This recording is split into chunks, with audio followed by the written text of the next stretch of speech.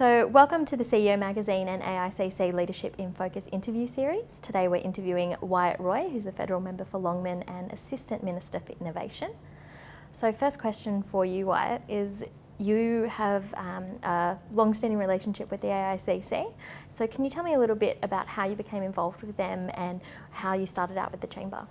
I have this great relationship with them that's been around for quite a few years. It started, it's a bit hard to sort of put my finger on it exactly. I started doing a few things with the startup community across our country and became quite involved. I went to Israel on a scholarship to look at the startup nation and the miracle of the startup nation in Israel.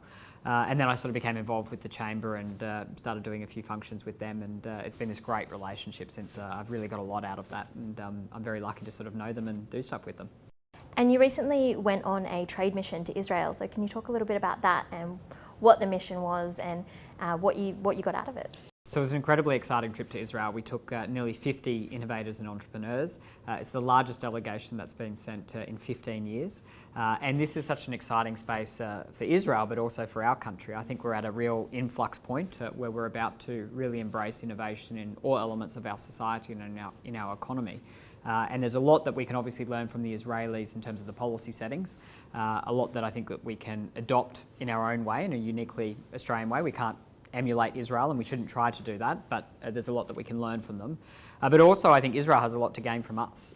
They're particularly looking to do business in Asia, particularly in China, and we obviously have access into the Asian marketplace and particularly the Chinese marketplace that no other country on earth has, and certainly no other Western country on earth has. And I think Israel increasingly sees us as a real partner in innovation and very much as a beachhead into that Asian marketplace, 1 billion people coming into the middle class. So on innovation, you've spoken on a number of panels and been involved in a number of tech conventions and innovative different ways of talking about this.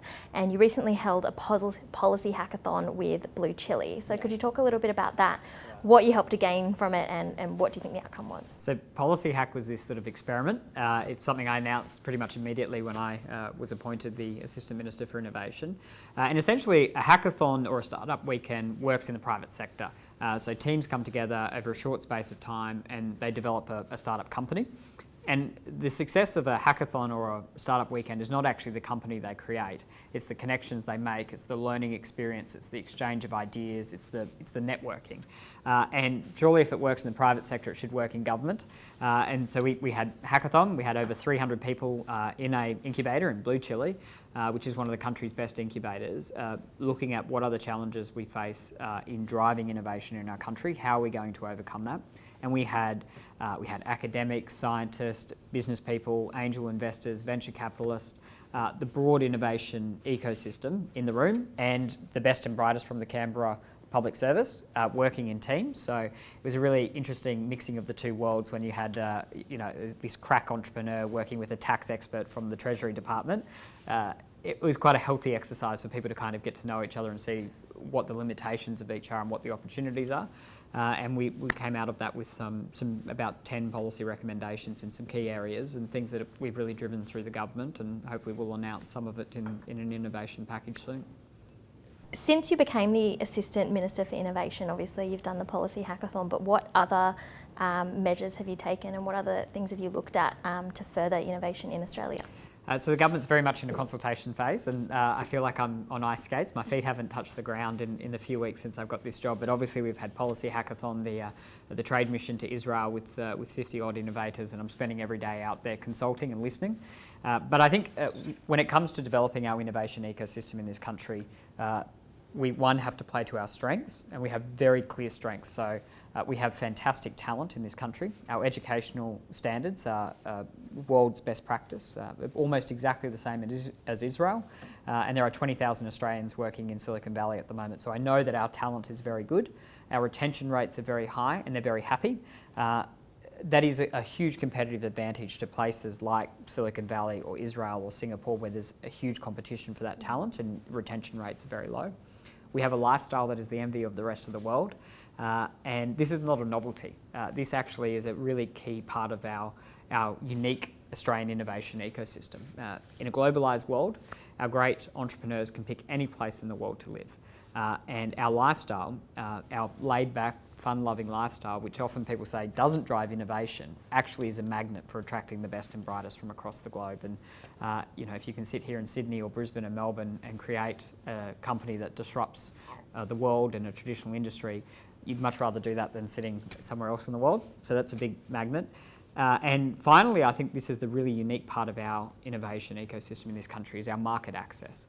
This is not a marketplace of 23 million people. This is a marketplace of over 1 billion people in the middle class in Asia. We have access that other people simply don't have.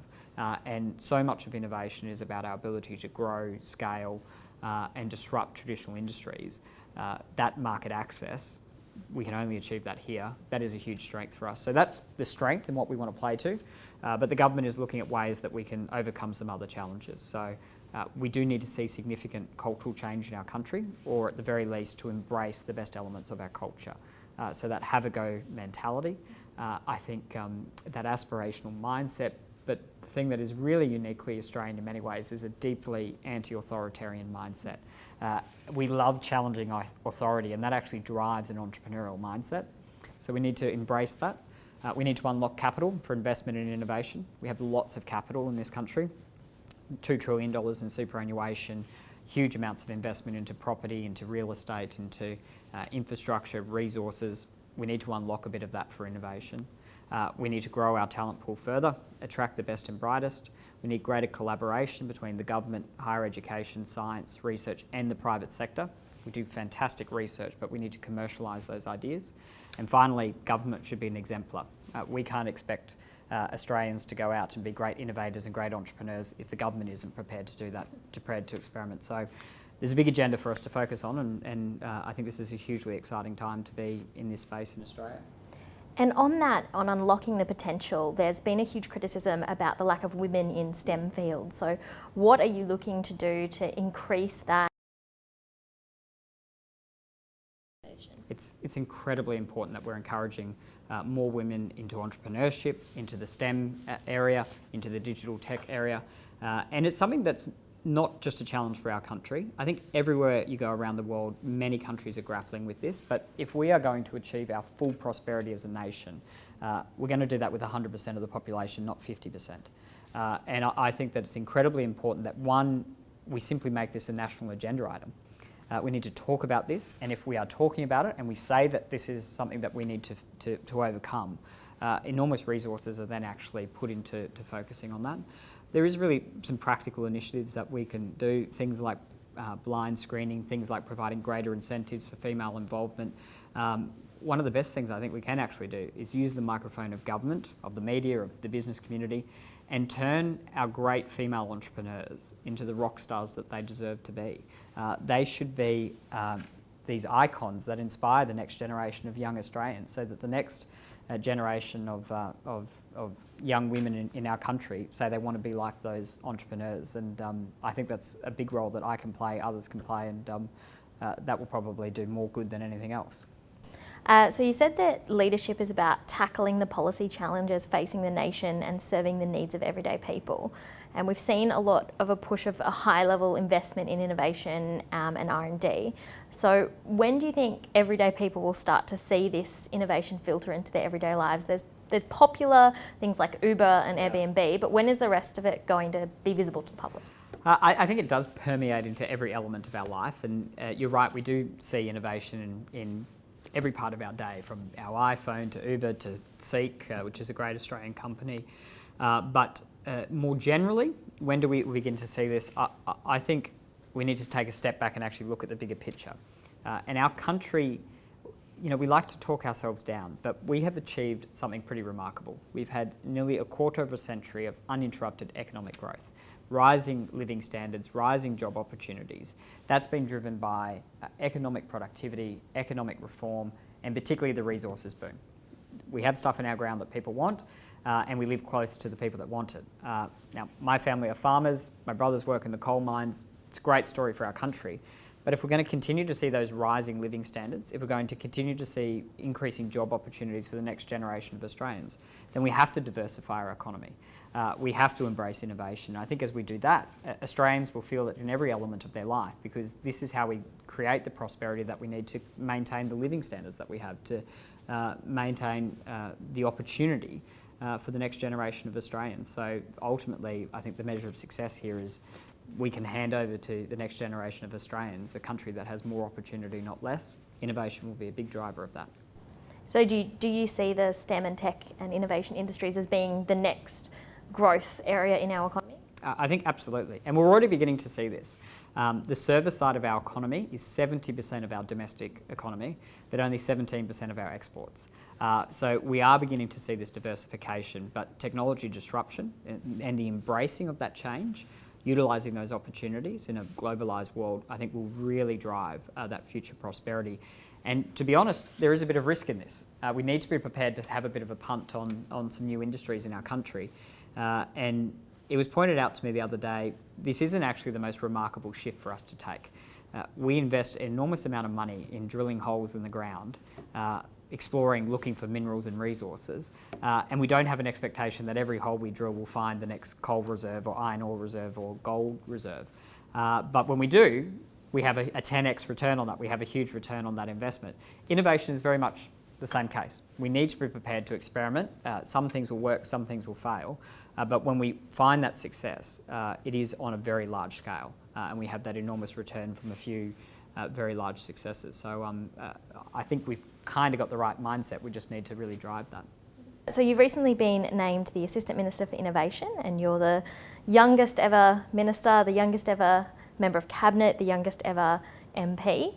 And how do you feel about the attention that's brought on that, and the kind of stereotypes that you see as that label? Well, I think the first thing is, in this job, you need to have an enormous amount of zen, right? And you need to focus on the things that you can control, and the things that you can't control, you need to let go of. But I accept that it is different that I'm here. I would just argue that it's a very good thing that we have diversity in the parliament, in our government. And I would argue, if you are talking about the future of our country, if you're talking about the future of a company, a business, a community, whatever, diversity in that discussion is a very good thing. I don't have an expectation or really a want for youth to be the dominant voice in that conversation, but they absolutely should be a voice. Young people have a right to have a seat at the table when we are talking about the future of the country. And I think it's a great thing that our parliament, our government, is more representative of the Australian people. And beyond that, you just sort of let a lot go through the keeper. I love my job, I really love my job, but life is bigger than any one job, and making sure I have mates who have no interest in politics, thinks this is hilarious, is a very grounding experience, and I think that's a very helpful thing as well. And I guess a lot of people were surprised because you're the youngest ever MP, also from the Liberal Party, whereas there's a stereotype of the younger generation of being very radical and very kind of extreme on the edges, but you don't represent that at all. So how do you feel about that? Well, maybe I think the Liberal Party is more radical than you think sometimes. I think perception sometimes isn't the same as reality. I mean, the Liberal Party philosophically is something that should be very attractive to young people. It is based on the idea that individuals are smart, intelligent, capable people, and we don't need the government to tell you to live your life. I actually think freedom and the concept of freedom is quite sexy. I think young people actually quite like that. But we need to sell this story. And we've had this horrible culture in the Liberal Party in the past of actually not talking about what are very progressive achievements. The Liberal Party founded the SBS. We were the first people to have an environment minister. We protected the Great Barrier Reef. We had the youngest person in Parliament, the first Indigenous person in Parliament, in both the Senate and the House of Representatives. The first females into the Parliament to administer departments were all members of the Liberal Party. But we don't talk about it, and I think that is a great shame in many ways, because if we go back to our philosophy, freedom of the individual, the idea that if you work hard, we want to champion that, we want to reward that, and the idea that in our society the great equaliser is equality of opportunity, not subsidy. These are principles that resonate with all Australians, and I think should resonate particularly with young Australians. We just don't talk about it anywhere near as much as we should. Gen Y seem to be stereotyped as uninterested in politics. Yeah. But again, they're very big in innovation, and a lot of the tech companies have got a lot of young people. What do you think older Australians can learn from the younger generation? Well, I think there's a lot that we can learn from each other, and I'm a big believer that any conversation around policy, and particularly around innovation, should never be one generation versus the other. I think when you bring the youth, the optimism, the enthusiasm, the altruistic world outlook of young people, and you mix that with the experience, the knowledge, the wisdom of people that have gone before us, that is a very powerful combination. When you isolate either of those, you can't achieve what you seek to achieve. So the challenge for us is actually to bring that together. I would argue young people have an enormous amount to learn from older Australians, and I think my experience, I have the third oldest electorate in the country. Older Australians are very keen to give young people a go. They've been around long enough to see what hasn't worked, and just because politics or business has been done a certain way in the past doesn't mean that it needs to be done that way in the future. And I think particularly older Australians are very keen to try things in a new way. I think they reject a lot of the cynicism that sinks into other parts of our society. I think they actually realise that you can actually change the world. They've seen that over their lifetime, and they're prepared to engage with young people to do that. So it is really about how we work together. And you come from a farming background, as you mentioned before, and how do you think your experience with that and growing up in that environment has shaped your view of the innovation and technologies? I think it's a great question. It's something that has sort of shocked people a little bit when I say this, but I really strongly believe this. I think farmers are some of the best innovators we've ever seen. They are deeply entrepreneurial. They are in a business that, quite frankly, no sane and rational person would ever go into. Like, farming is so hard. It's very hard to make a profit in farming. Anybody that looked at it from a cold, hard sort of, accounting point of view would never do it. But farmers are these, crazy sort of pioneers who want to make something out of the land. And I also think there is so much that is out of your control in farming, and I think that creates a different culture around risk. And if we are to embrace innovation, you need to have a very a risk-happy approach. We need to embrace risk and accept failure. And farmers do both of those things. Sometimes it rains, sometimes it doesn't. You can't do much about that. But you're prepared to say, well, if a crop fails, we'll try again and we'll try again. It's exactly the approach we need in supporting innovation in this country. So some industries, back to your role as the Minister for Innovation, Assistant Minister for Innovation, they seem intimidated by disruption and change. And why do you think that is, and how do you think that you can help industries, embrace it and embrace innovation? Well, I think the first thing we have to recognise is that the world is changing. The world is far smaller than it has ever been in human history. We are more connected than ever before, and technology disruption is changing industries at a rate that you couldn't imagine. These are examples that are often used, but the idea of Uber transforming the transport industry even 5 years ago is impossible to imagine in many ways. Airbnb changing the accommodation industry in the way that it has, again, would be kind of impossible to imagine. And it's natural, it's a human instinct that when you see change of that scale, fear is our natural response. But we have to liberate ourselves from that, and we have to say that change is not something that threatens us. It presents an opportunity, and we need to embrace that in all of our industries. I think particularly in this country, we have a very strong culture of established industries being the great drivers of prosperity. So the mining industry, the financial services industry, sort of juggernauts in their own right. They need to innovate internally, and it's not for some altruistic view of how we can change the country. It's for their own survival.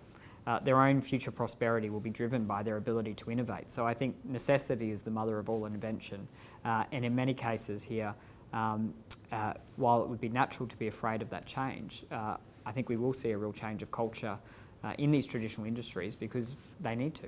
Their future prosperity will be based on that innovation. So the opportunity is so large, we just need to run at it.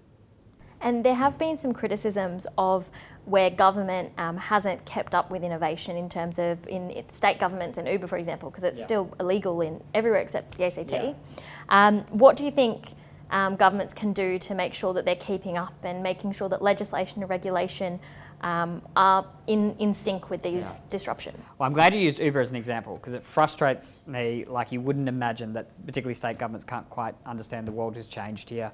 And rather than viewing these policy challenges in a changing world about how do we protect things, it should actually be viewed how do we help the customer? How do we help Australian citizens have a better way of life? So there is a bit of a shift that needs to take place there, but government needs to radically change the way that we do business. We are the largest business in the economy. We are the largest customer in the economy in many cases, and we have a really vital role to play here. And it is a very difficult thing for a politician to say. Governments need to experiment. They need to try new things. Some things will fail. When they fail, we'll get rid of them. We can improve our ideas. It's a very different approach to the way this has been done in the past, where a government says, we have the best idea ever, and this is the only reform that we're going to do, and everyone will love it. Well, that's not the real world. Governments actually need to break out of that and experiment. So that is the great challenge that is in front of us. I'm very optimistic about how the federal government will approach this. We're seeing it through things like the Digital Transformation Office, which is radically changing the way citizens will interact with the government. We're seeing it through changes to CSIRO, a great institution being turned on its head to embrace innovation and the commercialisation of these ideas. Data 61, driving open data, which will really change our society. It's a very exciting time to be involved in this space, but it's a very big change for governments to go through. So just finally, we've talked a lot about innovation and AICC and what your vision is. Ultimately, if you were to sum it up, what do you think Australia's government and business leaders need to do to transform Australia into something that is of an innovation nation like Israel, and what advice would you give to them? I think at its most basic element is we need to be deeply aspirational. We should be deeply aspirational about what we can achieve as a country and the opportunity that is sitting there for us to take. I actually kind of feel like we are on the cusp of greatness, and we just need to push ourselves over that edge a little bit and get past this notion of us being the lucky country and actually be a country that's prepared to make its own luck. So really, I think the hardest thing is getting past this psychological barrier that we can actually do that we can achieve it, and we can be a world leader in innovation. We need to be proud of that fact.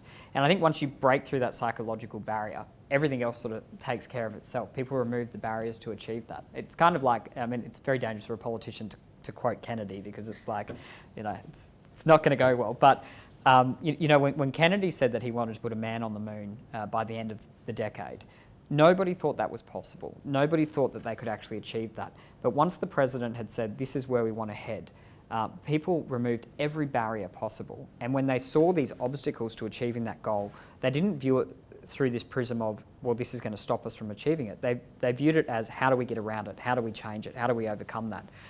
And I think that this is very true when it comes to driving innovation in our country. We obviously don't know all the solutions to the problems. We're in a very fluid environment. Things will change quickly. But we all should agree that this is an aspiration for our country, and we will throw everything we have to changing that, whether it's the government, business leaders, community leaders, the media. This is something that is so important to all of us. We need to make it the number one priority, and I think that we are kind of at that point. And for me, that's just hugely exciting. It makes me very optimistic about the future. Well, thank you so much for speaking to us today, and good luck with everything. Thanks so much. Cheers.